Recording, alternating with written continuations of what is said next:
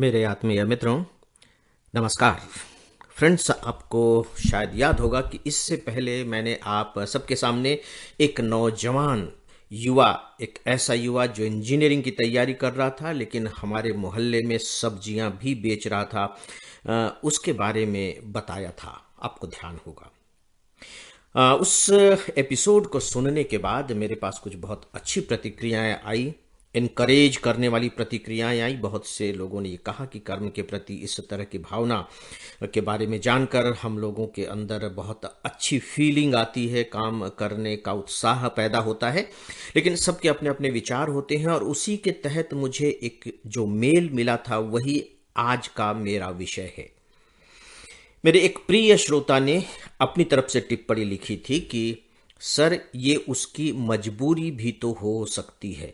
और डेफिनेटली यह टिप्पणी कोई बहुत चौंकाने वाली टिप्पणी नहीं थी, खासकर जब हम भारतीय समाज के संदर्भ में बातें करते हैं, बातें सोचते हैं। तो आज मैं इसी एपिसोड पर आप सबसे बात करने जा रहा हूं कि दरअसल जिसे हम मजबूरी कहते हैं वह क्या होती है, और जो जरूरी या जो कह लीजिए जो जरूरत होती है, हमारी नेसेसिटी होती है, वह क्या होती है। मुझे लगता है कि इसके अंतर को हमें समझना ही चाहिए। अदरवाइज जो हमारा मस्तिष्क है या कह लीजिए हमारी जो चेतना है, वह मजबूरी मजबूरी मजबूरी शब्द से इतनी ज्यादा आक्रांत हो चुकी है कि हमें हर चीज, हर काम एक मजबूरी से लगने लगती है। तो फिर हमारी इच्छा कहाँ है, हमारा अपनी तरफ से आमंत्रण कहाँ है काम के बारे में, या काम जो हमें आमंत्रित कर रहा है उसकी पहचान कहाँ है। या तो काम हमें बुला रहा है लेकिन हम नहीं समझ पाते, या हम जाना नहीं चाहते, क्योंकि अगर हम चले जाएंगे तो लगता है कि नहीं, ये तो हमारी मजबूरी है। या हमें जब कोई काम करना ही पड़ता है तो उसे हम मजबूरी के रूप में लेते हैं। दोस्तों, इस पर मैं आज डेफिनेटली कुछ बातें करना चाहूंगा।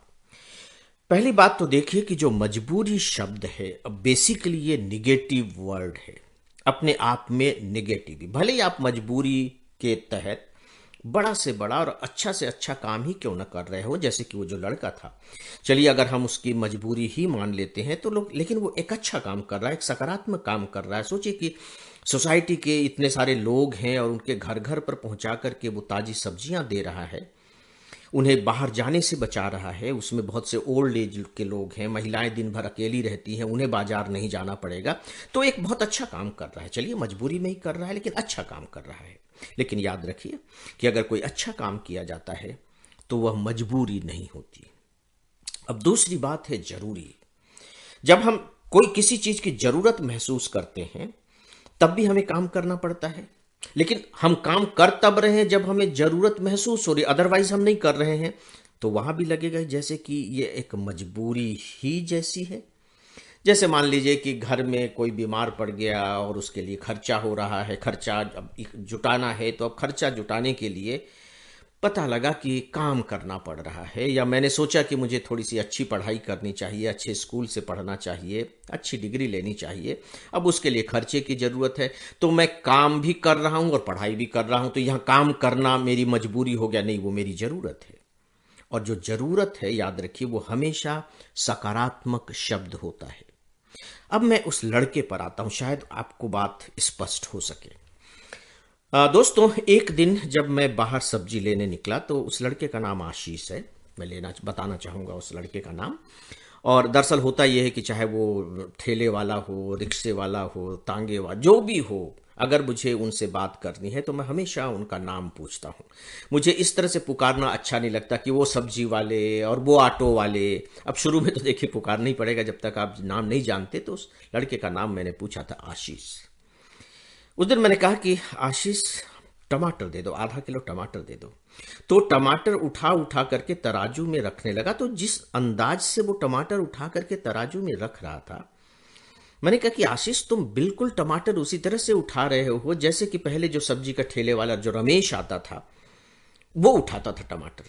तो उसने मुस्कुरा करके मेरी तरफ देखा, बड़ा थोड़ा सा झेपा, और बोले कि सर, वो तो मेरे पापा हैं। तो फिर मैंने पूछा कि वो अभी क्यों नहीं आ रहे हैं, तो बताया कि वो गांव गए हैं, दादाजी की तबीयत ठीक नहीं है कोरोना के कारण, तो उनकी मदद करने के लिए वहां गए हुए। चलिए ठीक है। मुझे अच्छा लगा कि मतलब ये बिल्कुल पहचान में आ गया कि अच्छा, ये रमेश का ही बेटा। अब मैं रमेश की बात बता रहा हूँ। रमेश पटेल, मुझे लगता है कि पिछले कई सालों से, लगभग 7-8 साल से तो हमारे कॉलोनी में सब्जियां बेच रहा है। बीच बीच में मैं उससे बात करता हूँ। वो सब्जियों के बारे में बहुत अच्छी जानकारी रखता है, अद्भुत ज्ञान है सब्जियों, कौन सी सब्जी कहाँ की आई है, कितने दिन चलती है, कहाँ क्या रेट चल रहे हैं, सब्जी मंडी के क्या हालात हैं, वो खूब बातें करता है। तो एक दिन मैंने बातों बातों में पूछ लिया, लगभग 4-1 साल पहले की बात होगी, कि रमेश तुम ये बता सकते हो कि तुम कितनी सब्जियां बेच लेते हो यहाँ? 4 साल पहले, याद रखिए। तो उसने कहा कि सर जो है ना, मेरी 6-7 हज़ार रुपए की तो सब्जी बिकी जाती है डेली, 6-7 हज़ार रुपए की सब्जी बिक जाती है। मैंने कहा कि इसमें कमा कितना लेते होगे? तो बोले सर 25% तो बच ही जाता है। अब आप अंदाज लगा लीजिए, 25% बच जाता है। 6-7 हज़ार रुपए की सब्जी बेचता था वो 4 साल पहले। बाद में जब वो बीच बीच में चला जाता था, सब्जियां के ठेले न लगा करके गायब हो जाता था, तो फिर जब मैं वापस आने पर पूछता था कि रमेश कहाँ चले गए थे, तो सर वो हमारे यहाँ 10 गाय हैं ना, उनको देखने चला गया था, और जमीन थे तो खेती का था तो उसमें चला गया था। अच्छी खासी उसके पास जमीन है, अच्छी खासी उसके पास गाय बैल है, यानी कि अच्छा खासा वो है, समृद्ध है। अब आप सोचिए कि उसके बेटे के द्वारा सब्जियां बेच रहे हैं, उसकी जरूरत है या मजबूरी है या और कुछ है, और मैं ये मान करके चलता हूं कि चूंकि वो ऐसा कर रहा है, उसका बेटा भी ऐसा कर रहा है, इसीलिए वह हमारे देश का एक समृद्ध किसान है। तो दोस्तों, आप सब भी इस पर विचार करें, क्योंकि हो सकता है कि विचार करने पर कुछ अच्छी चीजें, अच्छी बातें आपको अपने लिए मिल सकें। तो फ्रेंड्स, बस इतना ही। 2 दिनों के बाद आप सबसे फिर मुलाकात होगी। तब तक के लिए मुझे इजाजत दें, मेरा अभिवादन स्वीकार करें।